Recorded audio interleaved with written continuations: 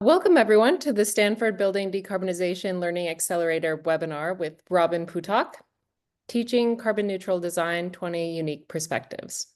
Robin is an assistant professor at Kennesaw State University and a practicing architect with over 20 years of professional, national award-winning sustainable design experience. She is the editor and contributing author of Teaching Carbon Neutral Design in North America, 20 award-winning architectural design studio methodologies, and is the project architect of many LEED certified buildings, as well as the first U.S. Department of Education Green Ribbon School, recognized by President Barack Obama. Robin serves as the 2025 chair of the National AIA Committee on the Environment Leadership Group. So we'd like to give a warm welcome to Robin. Thank you so much, Lindsay. I appreciate it. Thank you, everyone, for joining us today. I'm really excited to share information about this book, the process, how it came to be, and the contents and the goals moving forward. So I'd like to start off with this slide. This slide just makes me really happy. It is 20 unique perspectives. It's 20 chapters, each with a unique methodology on how to teach carbon neutral design. But there's 28 people that contributed. So some chapters have more than one contributor. It might be an academic and a practitioner partnering. So I thought this was just a great way to start this session. I'll jump in because I wanted to share a little bit about the story of how this book came to be. To my knowledge, it's the only book of its kind like this. So as Lindsay had just shared, I'm a practitioner, over 20 years of experience. I specialize in sustainable civic architecture, so schools, libraries, community centers. Started in the 1990s when very few people had heard of LEED. I was a very early LEED AP. So really on the forefront when, getting a building certified in LEED was just a wonderful thing. And I watched it grow over the decades into, LEED Gold, LEED Platinum. As Lindsay had mentioned, I was the project architect for one of the first Green Ribbons schools projects in the country, Francis Scott Key Middle School in Maryland.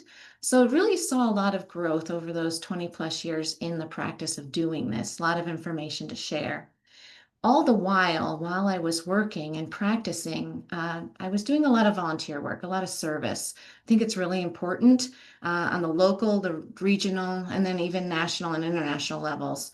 I found that, especially in the 90s and early 2000s, a lot of the firms were very siloed, certainly in civic architecture, we were competing against other firms. So we didn't really want to share our trade secrets, share our research, that kind of thing. And I found that, doing service work, volunteer work was just an authentic way of doing continuing education, keeping myself up to date on the latest innovations. So some examples of this on the local level, for example, I lived for 25 years in Arlington, Virginia, raised two kids in that school system. So I was very heavily involved in the Sustainability Advisory Committee to the superintendent, spent many years on that committee, all the way up to international level, USGBC's Green Build Host Committee when it would come to DC. All the while I'm interviewing, I'm cultivating new clients, that kind of thing. And Arlington was just a logical client for me. I lived there. My children went to the school system there. So when they were advertising in 2010, I believe, a new elementary school to accommodate the growth that the county was seeing, we jumped at the opportunity, my firm. So we submitted a proposal and we were shortlisted and we interviewed for it. Unfortunately, we didn't win it, and I'm a competitive person, and I really wanted to know who won it and how they won it. Turns out VMDO, an amazing firm, won it. During their interview, they had suggested they would go after a zero energy certification, creating a net zero school. This was something that wasn't in the RFP, but the people on the selection committee were very excited by what VMDO put forth. So was I. So I decided then I would take off my architect hat and put on my parent hat and get myself nominated to be on the building level planning committee. So I could see how VMDO did their work, how they did the community process, how they did schematic all the way through. Built a lot of really good relationships that way. And it was a very exciting time in this net zero conversation. The AIA was launching their AIA framework for design excellence on the lower side of that lower left of the screen. The 10 principles, they called the measures then, on what would be considered design excellence for our industry. So really, this school was not only targeting zero energy certification, but really paying attention to these 10 measures then, principles now. And then this school would go on to win an AIA COTE Top 10 project. So that was very exciting for me to witness and to be a part of it and to contribute. So all during this time, I started to get a sense that a lot of my service, a lot of my volunteer work was really focusing on teaching. So it might be something like going to career day at my kid's school or leading the youth group at church. Also, things like attending juries and giving guest lectures based on what I knew from practice. And it really was exciting to me so much that I decided to sell my partnership share in my firm, jump in back into school, go to grad school. I had a bachelor's of architecture at the time, which is enough to practice, but it wasn't enough to teach. So I needed to get a post-professional master's degree, which is what I did at Virginia Tech. While I was there, I was sure learning new content, but I was really watching how the professors taught. So every syllabus I would examine, every recommended reading I would read. I was just really fascinated by how this content was taught. Right after I graduated, I got a position at Catholic University as an instructor, and they put me into the environmental design sequence, which I just loved because I knew the content. So all I had to do was figure out how to teach it. And so what I did, my perspective is I translated my practice knowledge into teaching. And what was wonderful about Catholic University, and particularly the environmental design sequence, which at the time was a 3-course sequence, the first one was all about ethics, getting the students to understand why this is important. And they used the second encyclical of Pope Francis, Laudato Si, or Our Common Home, that taught us to tread lightly on the earth. People are in partnership with the planet. So during my time at Catholic University, I chaired a couple of climate justice symposia and also co-chaired a culmination of the 9 universities in DC that came together to do this effort. And all the while I'm teaching, I'm starting to develop, my form, what's important to me, my methodology, my pedagogy. And what I realized is, first of all, you have to do the moral imperative, the why, and that just was based in, what I had just discussed. But also from working for years and years with clients, it's critical that you connect with them empathetically. You understand the site, you understand the program that they want, what is their goals as clients, as owners, as users. And also to really respect the resources that you're given, treading lightly, to have those connections. And then finally, as a professor, your job is really to communicate knowledge, to deliver the content in a way that the students can receive it and apply it. So my journey has been wonderful. The last 10 years, I have taught at 3 different institutions: Catholic, University of Maryland, and Kennesaw State University, where Lindsay had mentioned I'm currently an assistant professor. Over these 10 years, I've taught over 30 unique courses. I rarely teach the same course twice. There's just so much innovation in this field. You have to change it, keep up with it. I also love the whole curricular process. How do the students enter into architecture school, and how do they graduate with an accredited degree? So I've taught all levels of studio, first year all the way to master's level. I've developed courses on the well building standard and LEED. And when my students finish those courses, they take the exams in an attempt to become accredited professionals. It's just a wonderful way for them to connect. And then when they graduate, they're even that much more valuable to the profession. I've also developed neuroarchitecture courses because near and dear to my heart is the connection of people to place and how the actual built environment can affect our health and well-being. And of course, environmental design sequences. I strongly believe in collaboration. So that means bringing firms into the studios. It means doing symposia, like I discussed. Different kinds of competitions. On the slide you see here on the left-hand side, the Interschool Student Design Competition in DC. There's 6 architecture schools in the DC area, and we bring them together and have competitions. And you would think it would be Howard University versus Virginia Tech, but it's not set up like that. It's one student from each of these 6 schools that come together to form a team. And then each of those teams compete against each other. So it's truly interdisciplinary, inter-school, lots of relationships and networking are able to happen. All the while, it's super important to me to connect all of this to real world practice experience, because that's where I feel like I have a lot of my experience. So I'm teaching for 10 years, and along the journey, I'm realizing there might be a missing piece here. How can I dive into the methodology, and where do I really begin to do this successfully? So I had mentioned the framework for design excellence. So that came around in about 2017. And I started teaching, I created a course called Net Zero Design Studio in 2019. So I really looked heavily at the AIA, how they spoke about design excellence, certainly for the practice, but also AIA partnered with ACSA in the COTE Top 10 for Student competition. And what I loved about this is it was a beautiful scaffolding. It was flexible. You could pick and choose what you wanted to use, but it was geared towards a studio in academia. So the first part of it was about philosophy, what I was just talking about. You gotta address the why. Why should the students care about this?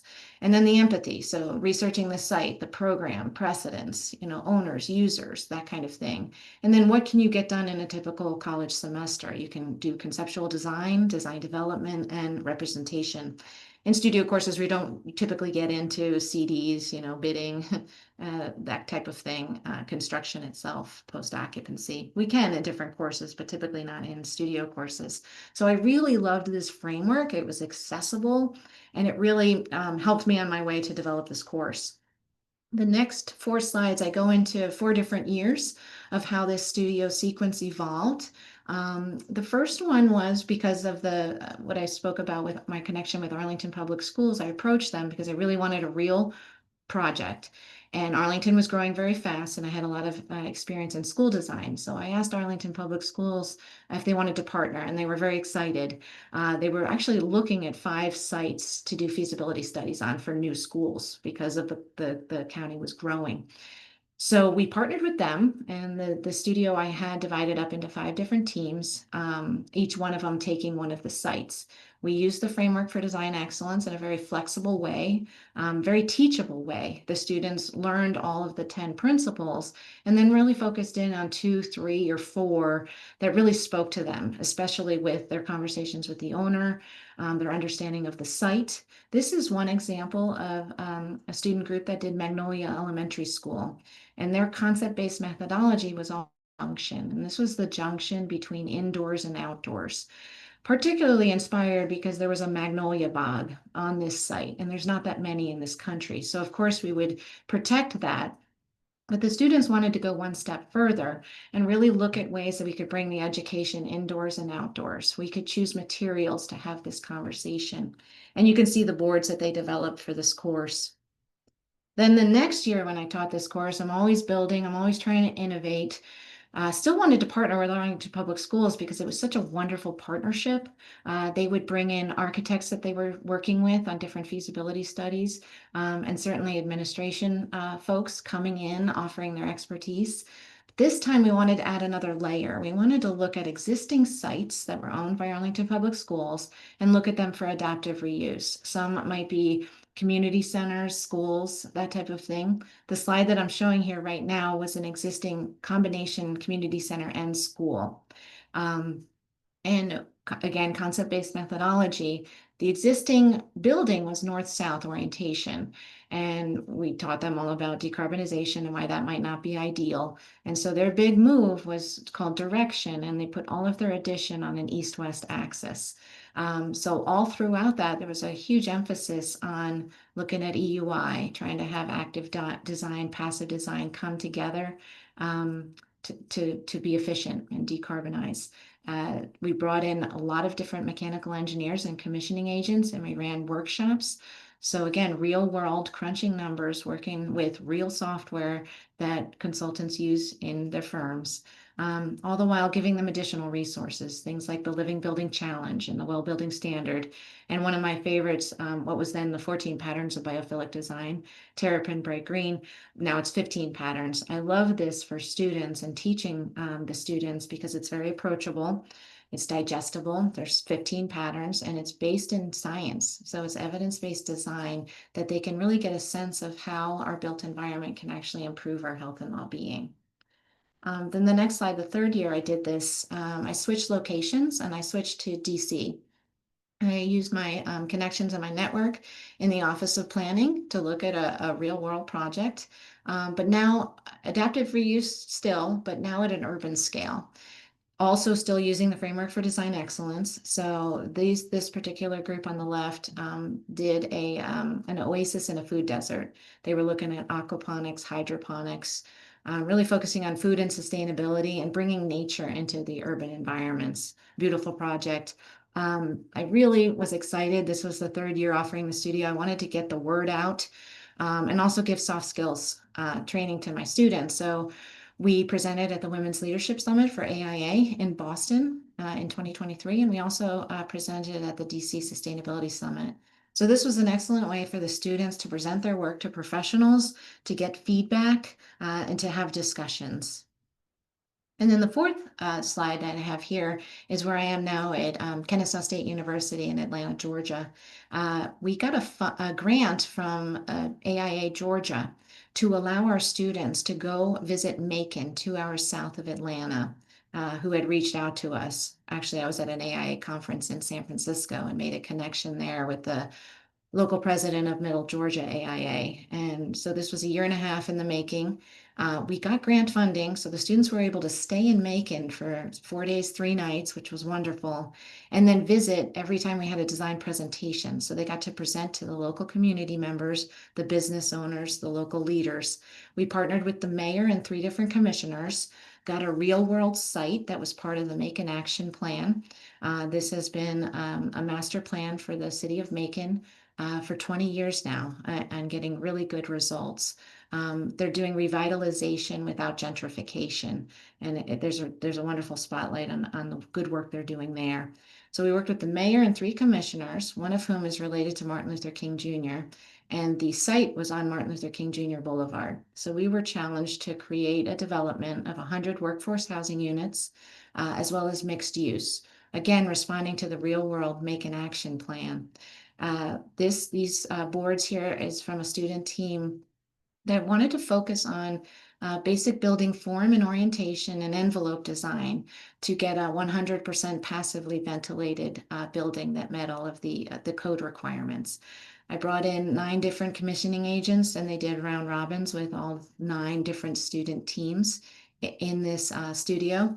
And very successful project, very biophilic. They submitted a proposal to present at the Biophilic Leadership Summit, which is in Serenbe, Georgia, an international conference, and they were accepted. So they were able to present that. And then this fall, I will be presenting the work from the studio at the AIA Aspire Conference in Asheville, North Carolina. So along those lines, we're looking to do all this kind of outreach, soft skills for the students, getting them to put out their work. Myself talking with other professors, practitioners, et cetera. But I'm thinking, if I'm doing this, what are others doing? And how can we collectively encourage others and reduce barriers to do the same amount of work? So this slide gives a list of all of the authors whose photos were on the first slide. And I wanted to give a special shout out to Nia Malou from Howard University, which is why I'm here talking today. She has partnered with the BDLA and Stanford University, and they were aware that she had a chapter in this book. And then they started looking into this book even further. And that's when I got this wonderful invitation to come talk to you all today. So this is just a slide showing, the amazing amount of contributors and where they're coming from. So what were my goals for this book? So I was lucky enough to come upon the AIA Framework for Design Excellence and the curricular guide through the ACSA. That's my philosophy as a practitioner, but everyone's different. Everyone's unique. Professors are unique. They have different pedagogical ideas and goals, different students. So I wanted a resource to be able to be used as a buffet. And what do I mean by that? Diverse content options. So every chapter is different. offered by different people. And this allows you to look through the chapters and really quickly decide if it's aligned with your mission and vision and your philosophy or not. And that's okay. Then you just flip to the next chapter because there's 20. So the chances are really good that you're really going to be aligned with 3 or 4 of those chapters. I also wanted it to be a light lift, both for the author and for the reader. And what do I mean by that? I was thinking, talking to everybody, how many words do you think people can sit down and read? What would be helpful? What would be too much? So we all agreed on about 3,500 words per chapter, just enough to get the content to you guys, but not too much that it's overwhelming. So from those conversations, we developed a framework. So I did this in partnership with the contributors. Why do I want a framework? I want every chapter to be similar to each other so that you can flip through very easily and understand what that course is all about. It's really meant to be helpful, so this book is not overwhelming. One more thing you have to read. Oh my goodness, there's so many things out there. I really wanted to try to emulate what the COTE Top 10 curriculum did for me. So the organization of the book, as I was talking to all of these authors and contributors on these Zoom calls, wonderful Zoom calls, I love them, started to get a sense of different themes, 5 different themes that could be parts of the book. The first one is community empowerment. That's where my chapter falls. 20 plus years in civic architecture, I'm very engaged with the community. How do I give the community what they need and want? And that's my first priority. Now, I've dabbled in the other 4 parts of this book as well, but that's the primary focus. So each author, as they joined the team, I asked them to think about where they thought they would fit best. We're all overlapping, we all touch on each of these, but really, where is the focus? The second part is bioclimatic response. So is your focus based on really which climate you're designing these built environments in? Part 3 is performance analytics. Are you innovating? Are you keeping up to date? Are you finding softwares that the students can use for free? How are you training them in this? What is the role or the importance of the actual analytics? Are you proving your concept? Fourth one is design build. Are you actually constructing and testing and getting that sense? Earlier I said, I take mine to DD, but some studios, some courses are actually building with their students. So that would be in part 4. And then finally, part 5, which I touched on briefly, taking it to an urban scale. There's a lot of courses that have this content, and I wanted to make a place for them there as well. So that's the overall table of contents. And then I wanted to talk to you about the 5 different parts of the framework that evolved through all these conversations with all of the contributors.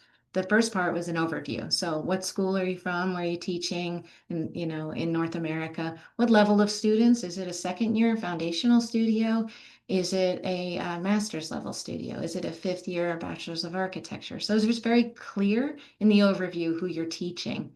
And then finally, the learning objectives and outcomes. This will start to give a hint on your philosophy, but also the curricular framework of the school. Different schools have different priorities when it comes to the curriculum. Then the next part of the framework was methodology. So this was really important in all of the conversations I had with all the contributors. We all have different philosophies, and I completely respect that. And I think that is what makes academia so strong. When a student can take courses from all different kinds of professors with all different philosophies, that only makes that student stronger. So we kept talking about different definitions for everything that was going to be in the chapters. And authors were free to list any definitions that they wanted. But the one requirement for every chapter is you had to define carbon neutrality. And I add 3 examples on the bottom of the slide below. It can be very simple, 1 minus 1 equals 0, carbon neutral, very simple. One definition could be it's more of an empathetic approach. Maybe carbon neutrality is serving a community that can't afford to pay a utility bill. Okay, so a whole different aspect, a whole different viewpoint. Or maybe you're defining it as, hey, there's limitations. This is really hard. This is how we're going to test different concepts and try to make them work. And then the meaty part of the methodology portion of the framework is all of the assignments, the role that you think analytics should play. What are your required readings or videos, that kind of thing. So all of that is very clear in the framework for each chapter. The third part of the framework is outreach opportunities. So this is meant to be brainstorming. As I flip through, I'm like, wow, I didn't even know that competition existed. Maybe I'll submit entries from my students into that competition, or conferences or journal articles, that kind of thing. How do people collaborate with owners or firms or government agencies or communities? When I was on the building level planning commission for the Discovery Elementary School with VMDO, I had always been interacting with communities. I had my strategies on how to do it. I got to see how they did it, and it only made me a better architect for it. So if we can start to see how other professors interact with communities, that can only make us better. And then finally, the media. So with my Macon studio, NPR did a segment on the studio, which was fantastic. The students enjoyed that very much. And then Nia Malou was featured with her studio on CBS TV. So what other media outlets are friendly to this kind of content, and how can we be efficient in going after these opportunities? Fourth is assessment. It's very important. I have an assessment hat that I wear at Kennesaw State University. We need this to keep our regional accreditation as an architecture school, and also national accreditation. But we can also assess these courses by the demand. These courses typically fill up fast. Students want to learn about this. But we also have to be peer reviewed. Okay, we can't just be in our silent. We have to reach out and get the review from our peers. We can also look at different career success from students. So I've been teaching this for long enough now. The students have graduated. They're out in the field. They are becoming licensed architects. They are getting leadership roles in their firms. And then finally, grant funding. What are some grant funding sources? I just got the grant from AIA Georgia. So that might indicate to somebody in Georgia to go after that grant, or maybe someone in Iowa to go after an AIA Iowa grant. So there's all these different opportunities and sharing of knowledge here for that. And then the final part of the framework is looking ahead. So what tools do we see that are coming online? Who's developing? Who's innovating? How can we integrate this in our curriculum? A theme that I saw from a lot of the folks that wrote chapter were about reuse and the important getting the word out. Carl Elefante, the greenest building is one that's already built. So how can we get that into more architecture programs across North America? And then finally, really, really pushing on accreditation, really getting the accreditation folks to really talk about all of these concepts when they're looking at different curricular programs across North America. So the folks at BDLA asked me to talk about some common themes. And what was one of the most exciting things is I had a way of teaching. I had themes in my pedagogy, but what I saw throughout all 20 chapters was that a lot of the authors had very similar themes. We all agreed that, in the first week or so, we really got to communicate to the students, why are we doing this in the first place? I jokingly call it drinking the Kool-Aid, right? So we have to get everybody on board thinking this is really important so that they're motivated to achieve excellence in this video. Also, another theme that I've talked about today is empathy. So it's really important that they understand the site, the program, the client, the users, the different resources. This provides the relationship and the communication that has served me very well in my career. And then finally, we're professors. We have to communicate knowledge. We have to deliver that content. And this provides the ability for goal setting in the future. So, and then finally, I was asked to talk about some surprises I had, some things that were unexpected from writing this book. And I will say, truthfully, the final product was a surprise. I knew it was a good idea.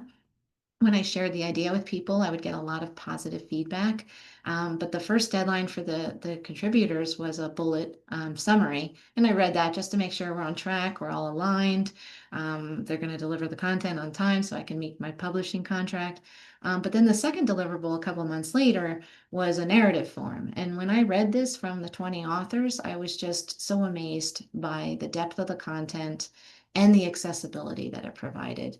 I was equally surprised by the common themes. I thought I was doing a pretty good job as a teacher, but to hear other people really having the same themes as myself just really reinforced that we're all doing this. for good reasons. And we have that, the empathetical connection with our students. The energy that I feel every time I talk about this book, and the partners that I've worked with on it, and then also the reception, opportunities like this, where Stanford University sends me an email and says, "We'd love to hear more about this," and I'm just so flattered and humbled and excited by the reception that we're getting so far. The diversity is wonderful, all different perspectives. When you read this book, you'll be able to see some authors are diametrically opposed to each other in terms of their perspectives, but we're all on the same team. And it's really a beautiful thing to see and to witness. The audience. So we wrote this really for faculty to guide and to help, to be that scaffolding that I mentioned. But what's so surprising to me is my students are buying this book.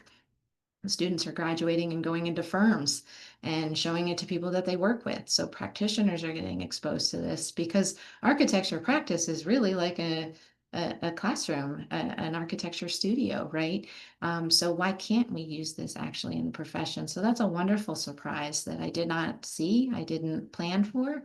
Also the network of people. So as I would have these Zoom calls to talk to these authors to see if they were interested, and truthfully, a lot of them were very interested in doing this. So much that they said, you know what, I'm in. I'd love to contribute a chapter, and also I'd like two other people to recommend to you, and can we meet with them? So that was wonderful. I got to meet a lot of amazing people, and we have since connected, done conferences together, that kind of thing. So it's always great to grow your network. And then finally, the future. There's a lot of really exciting things coming down the pike just because of this book. So I'm really excited for all of those coming down the way. So with that, I would like to thank you all. I look forward to questions from you all. This is a QR code. If you're interested in the book, I'd encourage you to scan it. And then there's a code that you can type in to get a discount on the book. And then also, I'll be in Boston next week at AIA 25, the national conference, and I'll be signing copies of the book in the design shop on Wednesday, June 4th at 2:30. So if you're there, hopefully, please come over, introduce yourself. That would be great. And then the bottom left of this slide is all of the contact information for me. Please feel free, reach out via email or LinkedIn. I would love to hear from you. So that is it from me. I'll turn it back over to you guys if you have any questions for me. Yes, thank you, Robin. I was just wanting to know what your next steps were, and then we do have a question um, after that too in the chat box. So Sure thing. So exciting. Yes, I did talk about the future a little bit here. So I'm heavily involved nationally with a lot of volunteer organizations, one of which is the AIA Committee on the Environment. I am the chair of the leadership group this year. It's my third year on that committee. And I did 1 year before that with the working group for the AIA ACSA Code Top 10 for Students. So really my passion, as I said, is connecting the practice with academia. And COTE really lets me do that. So we have a lot of things going on right now. One of the things we did is we added another category to the COTE Top 10 competition. We called it the foundation category. Over 1,000 folks register every year for this competition, so it's very successful. But what that also means, it's very competitive. And I was starting to see that it was, the master's level students or the fifth year students that were winning this. And I really wanted to push this curricular content down into first and second years. So we created a foundation category which allowed for perhaps our hope was for foundation professors across North America to push this content into their foundation studios. And I am happy to report we came up with this idea at last year's conference. We implemented it quickly so it could get out into this year's competition. And 18% of the registrations for the competition were from this foundation category. I was thinking maybe it'll be 10 would be great, but 18% is amazing. So that it means that first and second years And community colleges are now getting involved in this content, which is just a dream of mine. And then the second thing I'm doing is with the AIA, I'm on the Higher Education Advisory Team, and I'm working with Rob Fleming, who is one of the authors of a chapter of this book. And we are working with AIA's Framework for Design Excellence to develop a curriculum that folks can follow and that we hope can be adopted across North America that really supports accreditation and pushes accreditation as well. So kind of a plug and play curriculum, much like I used the scaffolding for this competition, but folks can develop this into their very unique curriculums across the country. So lots of really exciting things going on. Lots of exciting outreach and conversations that are happening organically. Like every week, I get an email invitation as a result of this book. So things are happening, and I'm just really excited. Thank you, Lindsay, for that question. Yeah. Lindsay, if you could maybe read the second question there or ask it. Oh, sure. Yes. What do you want the practitioners to know about students coming out of the school with the knowledge you and other professors are providing? How should practicing architects adapt to capitalize the knowledge? Can you read the last part again? How should what adapt? How should practicing architects adapt to capitalize the knowledge? Well, that's great. Well, so I would just say, I'm a huge champion of the students graduating, jumping into these firms and becoming leaders and having a voice in these firms. And I think that's happening. But that's why I spend a lot of time developing the soft skills of the students, eye contact, smiling, presenting in front of people. Because if you have those relational characteristics when you're talking to different leaders in your firm, what you're saying gets elevated, right? And it's also giving the words to these concepts. That's why we have the definitions part of this book. So if they're using the right terminology, that's a wonderful way to kind of break down barriers and to be able to communicate better. These folks, the students are rock stars when it comes to the analytics and the software. So they're already leaders in that. And I just know from my experience being a partner in a firm, I was the Revit manager in my firm before I was a partner because I knew that the software so well. And then I rose in the ranks.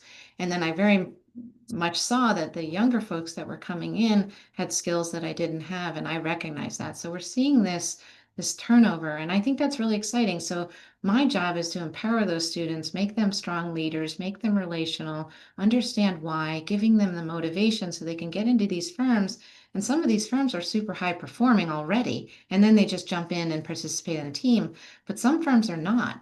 And then all of a sudden they can jump and be leaders in this area because they're bringing the content to the firm. Well, I'd like to interject with a question, Robin, and I think it's on all of our minds, those of us who teach.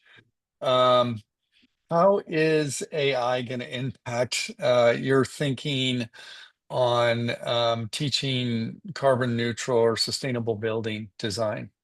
Yeah, that's a wonderful question. And I think my answer changes every week. It certainly changes every time I write a syllabus, right? And whichever course I'm teaching. I encourage it widely. I am the teacher, I am the student, right? So students will come to me. Hey, have you heard about this? No, I haven't. I just haven't. I'm telling the truth. But then I'll come the next day and say, hey, have you heard of this? And they'll say, no, I haven't. So it's a two-way dialogue. I'm very open to it. And again, I go back to the roots of teaching. It's the ethics, the morality. You're not using AI to cheat, to cut corners. You're using it as a tool. Let's do this together, right? So I'm very open to this. My students know that I'm very open to this. And the other thing about me as a teacher, and if any of my students are on the call, hopefully they'll see this, they come to me with suggestions all the time, right? Yeah. And I listen to the suggestions, and sometimes I say, no, and here's why. And sometimes I say, that's an excellent idea. Let's do it, right? So that's how I approach AI as well. It changes every day. I mean, when I went to AIA Aspire last year, a person presented an amazing presentation on how it was going to totally change contract documents, et cetera, right? And he stood up on the stage and he said, so I prepared this presentation yesterday and it's already out of date because two Yeah. things happened, between when I prepared it yesterday and today. And that's really what it is. So I think that's critical to be flexible, open-minded, but again, still root the conversation and the ethical imperative. Why are we doing this? And let's use Right. AI as a tool. Let's not be afraid of it. Yeah. Well, it's interesting because I've had some professors say, and also practicing architects say to me, I want my students to learn how to draw by hand. I ask them to, get a pencil out and a straight edge and learn what it means to draw by hand before they learn Revit. And this is sort of an example of the more manual way as compared to the more automated way.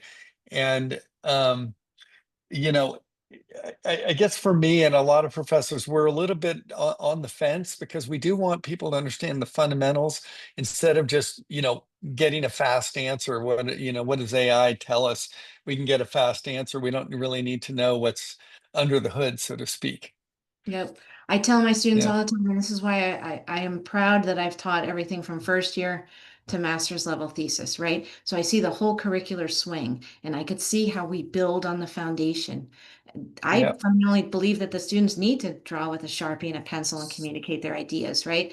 Whenever I talk with a bunch of architects, words fail us sometimes, and we always take out the pen and the paper on the napkin because we just really can't communicate verbally. We have to draw. I've been in community meetings where we've lost power and I have to start sketching to the community Mhm. to communicate what I'm talking about because the PowerPoint just isn't going to run. These are soft skills they need to learn. And I also, using my relationships with the students, I communicate why it's important. Again, if you don't have the why, they're not going to believe us. I'm not just this Mhm. old person that says, you need to draw because that's how we did it in the old days. No, I tell them why it's Right. important. There's fundamental proof how your brain works when you draw something compared to otherwise. However, with AI and community engagement, I am crystal clear. We need to communicate to communities as fast and efficiently as possible.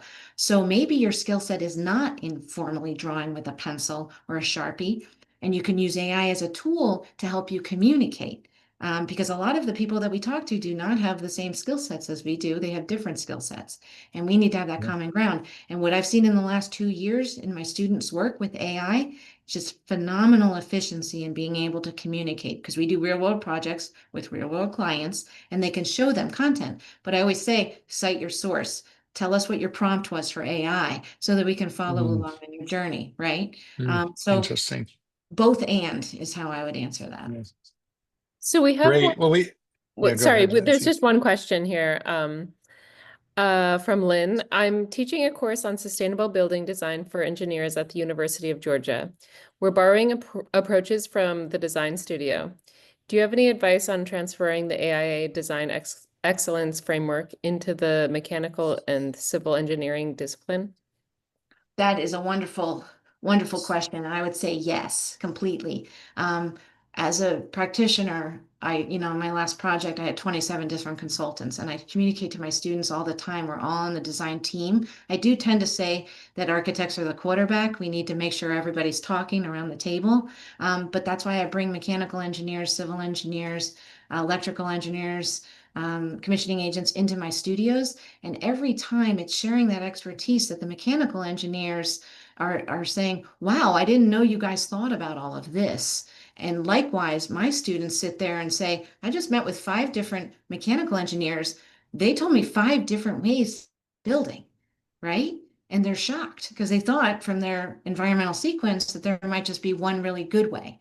But I tell them in the real world, you have to do life cycle cost analysis. You have to get your owners to buy off on it. So I think fundamentally how I would say this is the framework for the AIA is flexible enough. I've incorporated social workers, psychologists, nurses into my classes, and we all can use it. There's something for everybody in the framework. To achieve excellence, in my opinion, you need to touch on all of them, all 10 principles. But the beauty of the flexibility of the framework is when you're talking to a mechanical engineer, it might be 3 or 4 or 5 of them. And then you talk about those principles with them and you really focus on that. And then when you talk to a nurse, it might be 3 other parts of that framework. So I'd love to talk to you more online, especially since we're near each other. Maybe we can get together and talk about it in person. I hope I answered that question for you.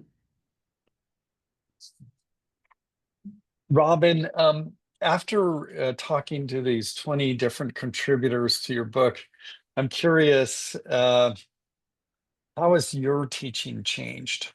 Oh, that's such a great question. So much. And honestly, it's in these conversations with these people, but it's also every day my Mm, teaching has to change. And that's why I went back to prepare for this and I counted how many courses, and I think it's 32 different courses I've taught, right? Um, Part of me is jealous. I wish I could just teach the same course over and over. I'd probably get more sleep. I might be able to have some more hobbies.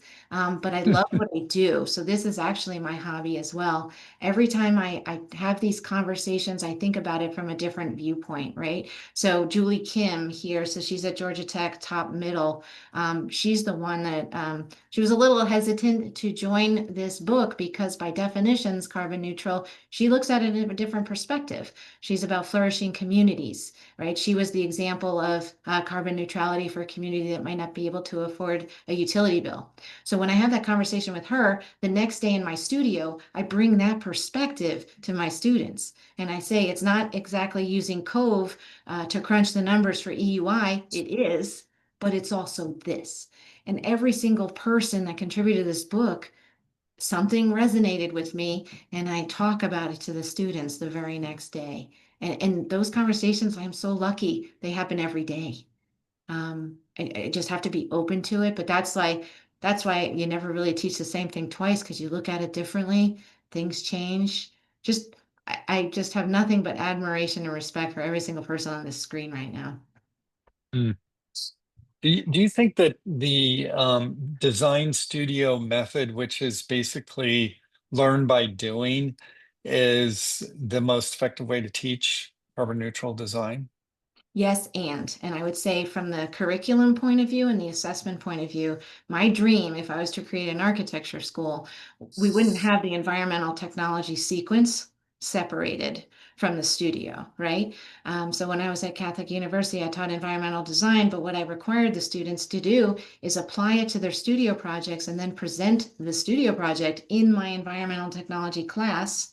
And I would bring in their teachers to be the jury in my environmental technology class. And then I flip it around. I had 68 students and I went to all 68 of their presentations in studio and I served as a juror just to be the presence. Where's the sun coming from? Right. Where's the winter winds? And they had to be on their game. So it's the connecting. So I really feel like, as I said in practice, I didn't want to be in the silo. That's why I did so much volunteering, which led me to teaching. But with teaching as well in the curriculum, there are some schools, I'm not going to mention them, but some schools do it really Mm, well. They have supplement courses all throughout the way for their studios. So it's just building on these foundational concepts over and over, reinforcing, as opposed to some schools who teach structures, teach environmental design, and the students they separate them and they don't apply them, right? So I think studio is a great way, but it's a lot to teach. Integrated studio, I teach that capstone studio. Everyone use it for a NAB accreditation, right? To check so many boxes. It's a huge lift if you can't draw upon several years before where the students make connections. When they come to me and aren't really sure where the sun comes from, and we're in fourth year, we've got a lot to teach in that one studio and it's too much. We can't do it, right? So it really, right. I love it, but in my world, I would make it even more integrated throughout the curriculum. Yeah. We just got a question from Vicent Johnson. Hi, Robin. What do you think is the future of the Net Zero Design Studio as a course offering? Do you think it will simply be Design Studio in the next decade or two, or will it always be a specialization of sorts for students? Gosh, I hope not. I'm working so hard to make it a requirement. I'm working with NAB and CARB all these different organizations, that it should just be part of it. Theoretically, you should be learning this in first year, in my opinion. Now, I know we have a lot of other things to teach, right? And this is just another thing, but I don't think it should be called out as separate. And we've come a long way since when I started my career in the 90s talking about sustainability, and it was an add-on. If we have additional money, okay, we'll put some sustainability. How many points of lead can we afford? That's not the way we should do it. The vernacular architecture, this is the way we should be designing. And that's why I encourage you all to read this book, because different professors talk about beauty in different ways. And they're all valid, right? So if it is all part of this design excellence conversation, it should be inherent in everything we do. And hey, Vince, how you doing? I'm so glad you're here, former student. Yes. But Oh, nice. the Net Zero Design Studio is the gateway into the master plan that I have. Yeah. I have heard people at AIA say, we should not do the Committee on the Environment Awards anymore. We should make those requirements or metrics for the Committee on Environment Awards be part of the normal awards, And that's what right? we're doing. That's what we're Yeah, doing. So yeah, now, the framework for design excellence is the criteria for every single AIA award. Period. So we're very excited for that. yeah, And then what the Committee on the Environment is doing is we're developing a tool right now that if you want to apply for any award, you use this tool. So two reasons: we can capture the metrics and we can measure how well we're doing, but we can also provide education. So if you're there to apply for a design award, for example, you're using the same tool to apply for that award that you would for COTE. So, hey, why don't I just go over and apply for COTE as well? And then we can start right, doing that outreach. So we're getting there, and AIA is phenomenal. I think what they're doing is amazing because it's not a design award or a code award, right? We're really right. trying to understand it. I mean, what I'm saying right now, people are going to take issue with, and it's a controversial topic, and I understand that, but I just feel very passionately this way, and I'm really excited that the AIA is following suit on this as well. Um, for those of you who are AIA members or aspiring AIA members or just interested, the AIA headquarters in Washington, D.C. is going through a major renovation. And that renovation, if everything is successful, will be a fully decarbonized building, both in its embodied carbon of the new construction and then the operational carbon emissions. So that's a very exciting leadership thing the AIA is doing. Definitely, definitely. Yeah. So I'd like to wrap things up. We're 5 minutes to the hour. Let people know of some of the things that we have upcoming. I'm Peter Rumsey and founder of the Stanford BDLA. And we do have a workshop this summer for or actually, it's more like in a month after school's over for most everybody. We do have a workshop for HBCU professors. It should be very interesting. And we're giving a similar workshop. This is 2 half days later in the summer before school starts on building decarbonization and the different elements of building decarbonization. In essence, an introduction to the topic so that if you're curious about how to integrate this information into your course, you can see what is some of the latest thinking and methods that are out there. We do have our next webinar is going to be with Therese Pfeffer. And this is about a month from now. Lindsay, maybe you can give us the date. And she's working on a project that's funded by the California Energy Commission to fully electrify a neighborhood instead of doing a building at a time, where we can end up with just a few of the buildings in the neighborhood still requiring gas. What would it look like if we're able to take a whole neighborhood, electrify and improve the efficiency of all the homes in that neighborhood so that gas is no longer needed on that street, and upgrading the infrastructure because it's old, the gas infrastructure is no longer needed. And as a way to lower the overall societal costs of electrification and decarbonization. So it should be really, really interesting webinar. I want to thank Robin today for a very thoughtful webinar. This is, I think, near and dear to our hearts of what are the best ways that we can talk about building decarbonization and teach it to the next generation of architects and engineers. So Robin, your work is much needed right now. I think it's very insightful, and I would encourage everybody to purchase the book. I'm not getting paid for this or anything like that, but go and get the book and read what other people are doing so that we can learn from one another and encourage this kind of conversation. So if we're in a big room together, Robin, we'd all be clapping right now. So thank you very much. Appreciate it. Thank you, Peter, for the opportunity. Appreciate it. Yes. And And we'll see you all. just Yeah, for go people ahead. who are not or audio only, it's June 26th at 11 a.m. Pacific time, the next webinar. And we would also like to encourage everybody to go to the BDLA website. It's bdla.stanford.edu. And on the website, we have our webinar recordings.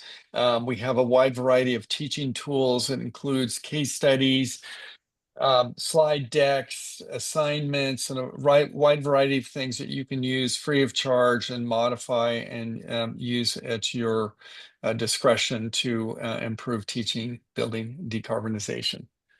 So thank you, everybody.